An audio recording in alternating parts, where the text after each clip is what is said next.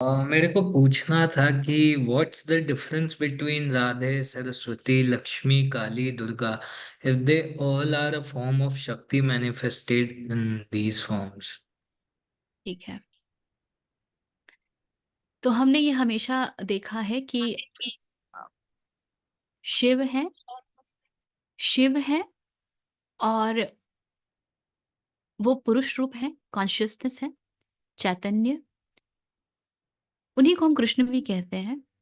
और उसका जो मैनिफेस्टेड फॉर्म है, जिसको आप पूरे संसार में देखते हैं, जो व्यक्त रूप है, वो उसको हम शक्ति कहते हैं। तो शक्ति यानी अगर लिटरल सेंस में बात करें, ऊर्जा, एनर्जी, है ना? So everything is energy on this planet. अब आप कह रहे हैं कि पूछ रहे हैं कि ये अलग-अलग जो हमने नाम दिए हैं, जब सब शक्ति के ही स्वरूप हैं, तो ये अलग क्यों हैं? ठीक है? क्यों अ, माँ दुर्गा अलग हैं? क्यों राधे अलग हैं? क्यों लक्ष्मी अलग हैं? क्यों सरस्वती भिन्न है? तो इसको ऐसे समझिए। जैसे मान लीजिए कि कोई एक व्यक्ति है, मान लीजिए मैं बहुत अच्छा गाड़ी भी चलाती हूँ, मैं बहुत अच्छा पेंटिंग भी करती हूँ, मैं बहुत अच्छा खाना भी पकाती हूँ, मैं बहुत अच्छा नृत्य भी करती हूँ, मैं बहुत अच्छा कुंग फू भी करती हूँ। Let's take an example arbitrary. अब जिस टाइम पे मैं खाना बना रही हूँ, उस टाइम पे मैं कुंग फू तो नहीं कर रही हूँ, राइट? उस टाइम पे मैं कार तो नहीं चला रही हूँ, उस समय मैं अ, गाना तो नहीं गा रही हूँ, या गा भी सकती हूँ। लेकिन पर से उस एक्ट के लिए अगर आपको सिर्फ अगर किसी ने सिर्फ मेरा वो रूप देखा है कि ऋचा अच्छा खाना पकाती है, फॉर एग्जाम्पल, या मान लीजिए किसी ने सिर्फ मेरा वो रूप देखा है कि ऋचा अच्छा कार चलाती है, तो उसके लिए क्या छवि है मेरे विषय में कि मैं कार चलाती हूँ अच्छा, या मैं खाना बनाती हूँ अच्छा।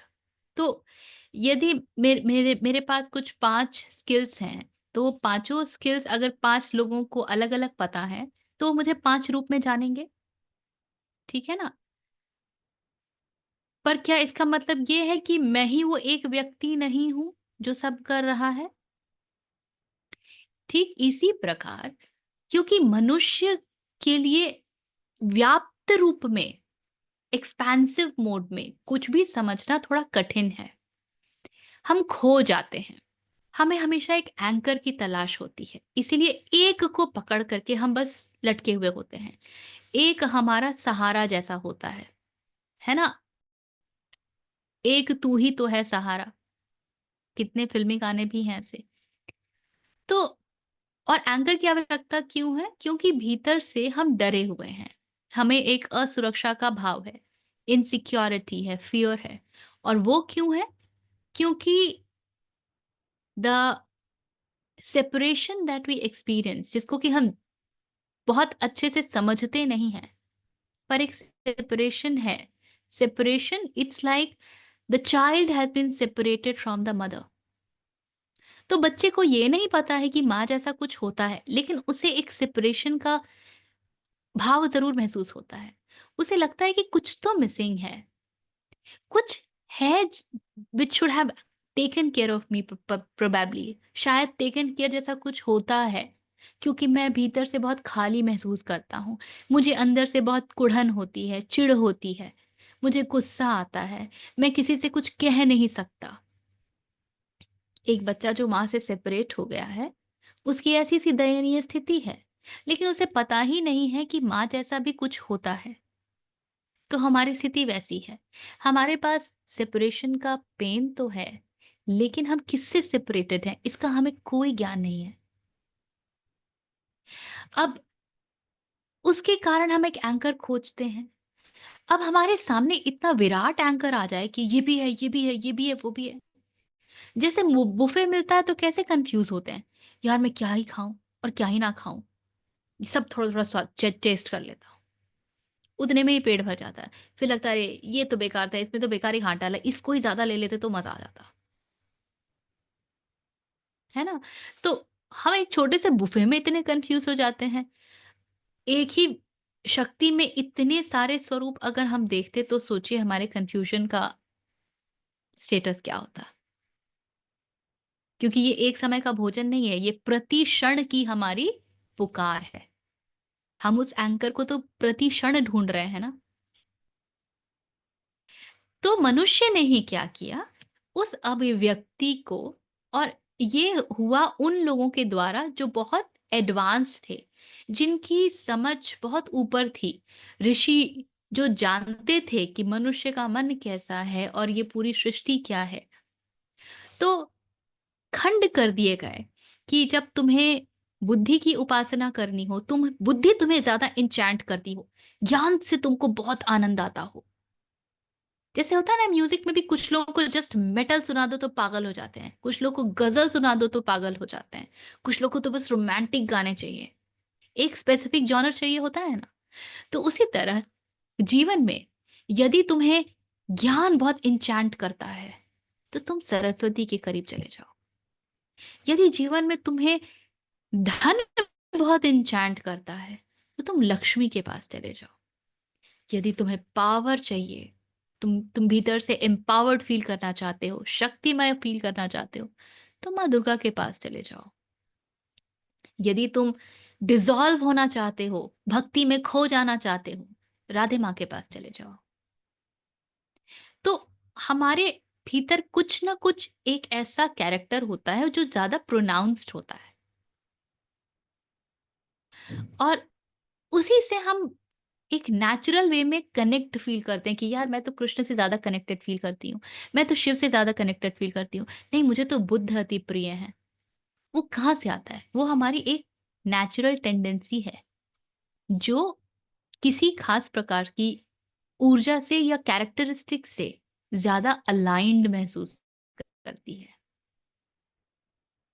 तो ये सब शक्तियाँ एक हैं, किंतु अलग-अलग रूप में उनको प्रस्तुत किया गया, मनुष्य को दिया गया, ताकि मनुष्य एक के साथ पूरे तरीके से रह सके। किसी भी एक को पकड़ लेना है और उसके साथ पूरे तरीके से रहना है, उसमें व्यक्ति पार लग जाता है। हमारी दिक्कत ये है कि हम एक के साथ रहते नहीं हैं, आज ये, कल वो, कल वो। ये मैंने एक बार ये जोक कहा भी था, and it is not to make fun, but it is to talk about how our mind function. कहते हैं कि एक बोट में, एक नाव में, एक क्रिश्चियन सवार था, एक मुस्लिम सवार था और एक हिंदू सवार था। नाव में हो गई छेद और नाव लगी डूबने। तो जो क्रिश्चियन था उसने बहुत पुकारा, क्राइस्ट मुझे बचा लीजिए, यीशु मुझे बचा लीजिए। क्राइस्ट आए, उसको ले गए। जो मुस्लिम था, उसने बिल्कुल अल्लाह को पुकारना शुरू कर दिया, अल्लाह आए, ले गए। हिंदू को लगा अरे मैं भी तो पुकार लूं। उसने पहले गणेश जी को पुकारा, फिर लगा अरे गणेश जी तो कहीं आ ही नहीं रहे, कहीं आ ही नहीं रहे। तो अ, हनुमान जी आप आ जाइए, कृपया आप आ जाइए। अरे हनुमान जी तो आ ही नहीं रहे, आ ही नहीं रहे। कृष्ण जी आप आ जाइए, आप आ जाइए। इतना करते करते नाव डूब गई। पहुंचा ऊपर, बोला कि अरे उनको तो लेके गए, आप तो बचाने ही नहीं आए। तो प्रभु ने कहा, मैं इतने अलग-अलग थोड़ी हूँ, पर तुम तो मुझे अलग-अलग रूप से बुलाते हो। तो तुमने जैसे ही मुझे पुकारा, गणेश जी आइए, आइए, मैं निकलने को तैयार हुआ, तब तक तुमने मुझे पुकारना छोड़ दिया, तुमने हनुमान जी को पुकारना शुरू कर दिया। मैंने स्वरूप बदला कि अब हनुमान बन के पहुँचता हूँ, तुमने फिर मुझे पुकारना छोड़ दिया, तुम कृष्ण के पास चले गए। तो समझिए कि this is not to make mockery of the concept of, क्योंकि उस कॉन्सेप्ट की अलग बहुत बड़ी महत्ता है। बट टू अंडरस्टैंड कि हमारा मन कितना डरा हुआ है, जो इतना खंडित है, इतना फ्रैगमेंटेड है, और जिसके भीतर ज़रा भी श्रद्धा नहीं है, तो उसका बिहेवियर ऐसे जाता है। तो इसलिए हमको अलग-अलग मैनिफेस्टेड रूप दे दिए गए कि तुम एक के साथ पूरे तरीके से एक हो जाओ, और जहाँ ये होगा, तो तुम्हारा काम हो जाएगा। बस इतना बात है।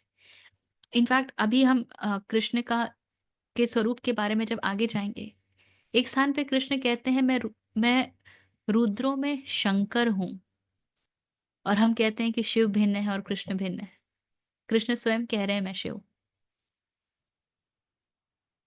तो कुछ भी भिन्नता नहीं है, वो अंततः जब आप रिग्रेस करेंगे तो एकमात्र स्थान पर ही पहुँचेगा जिसको हम स्रोत कहते हैं। बस एक को पकड़ लेना है और उनके साथ ही रहना है।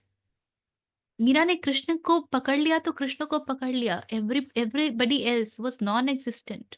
तो इसका अर्थ ये थोड़ी है कि शिव नाराज़ हो जाएँगे और गणेश नाराज़ हो जाएँगे। वो मानवीय गुणों के साथ नहीं खेलते हैं। They are much higher. वहाँ कोई नाराज़गी-वाराज़गी नहीं होती है।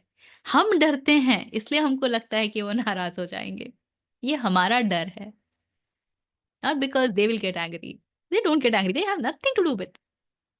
They are happy if you call them. They are happy if you do not call them. आपने पुकारा, आपके कर्म।